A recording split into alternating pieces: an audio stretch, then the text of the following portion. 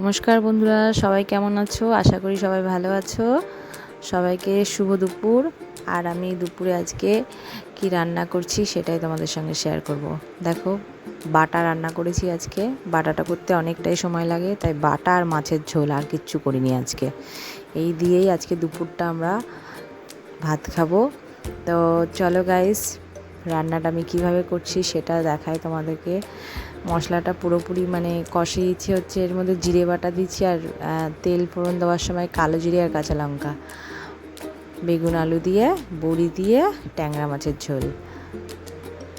খুব শর্টকাট, অল্প অল্প করে দেখিয়েছি, পুরোটা দেখাইনি তোমাদেরকে, কারণ ভিডিওটা অনেক বড় হয়ে যাবে, তাই জন্য।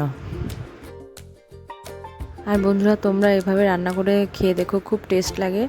এবার এই সব হয়ে গেলে এবার মাছটা ছেড়ে দিয়ে ফুটিয়ে 10 মিনিটের জন্য গ্যাসটা ঢাকা, কড়াইটা ঢাকা দিয়ে গ্যাসটা কমিয়ে দিয়ে 10 মিনিট রেখে তারপরে নামাবে, দেখবে রান্নাটা কি দারুণ টেস্ট হবে, খুব সুন্দর খেতে লাগে।